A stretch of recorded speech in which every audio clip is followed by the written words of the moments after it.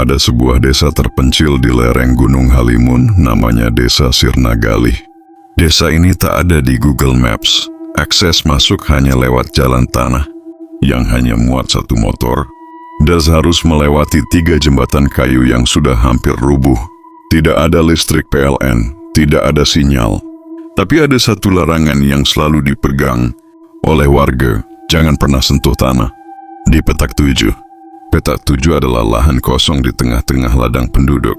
Bentuknya persegi, tanahnya retak-retak, seolah tak pernah ditumbuhi apapun. Tak ada rumput, tak ada cacing. Bahkan burung pun tak pernah melintas di atasnya. Aku datang ke desa itu untuk penelitian tanah. Mahasiswa geologi. Awalnya nggak percaya dengan omongan warga. Bagi mereka, petak 7 adalah tempat numpang hidup para lelembut yang nggak diterima bumi maupun langit. Tapi justru itu yang bikin aku makin penasaran. Malam itu aku diam-diam masuk ke petak 7, bawa cangkul kecil dan senter. Angin tiba-tiba berhenti. Suara jangkrik lenyap. Begitu aku mulai mencangkul tanahnya, bau amis menyengat keluar, seperti darah busuk. Tapi anehnya tanahnya empuk, seperti daging. Lalu dari bawah tanah keluar sesuatu. Tangan. Kecil, hitam legam, penuh kuku-kuku panjang.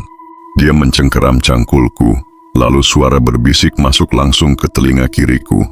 Udah waktunya kalian gantian yang dikubur. Aku lari, tapi aku merasa seperti berjalan di tempat. Tanah menelan kakiku perlahan. Suara-suara mulai berdengung, teriakan, tangisan bayi. Doa-doa dari bahasa yang aku nggak ngerti. Sampai akhirnya gelap dan aku pingsan. Paginya aku terbangun di tengah ladang warga. Tapi semua orang memandangku aneh.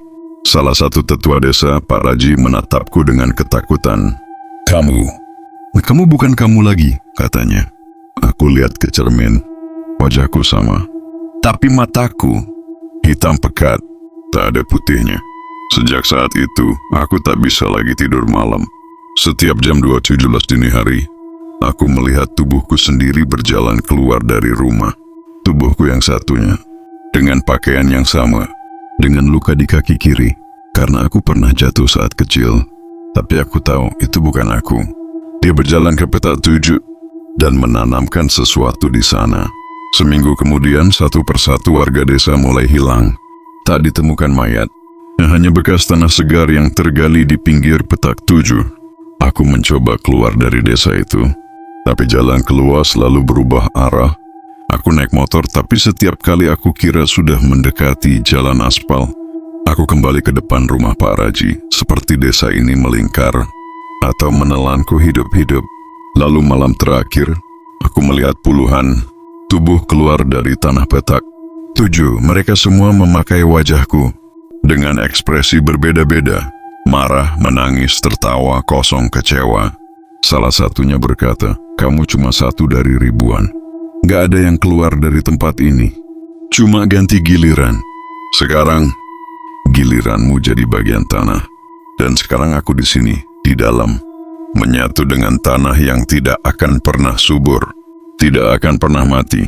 Hanya mengantre, menunggu kamu gali.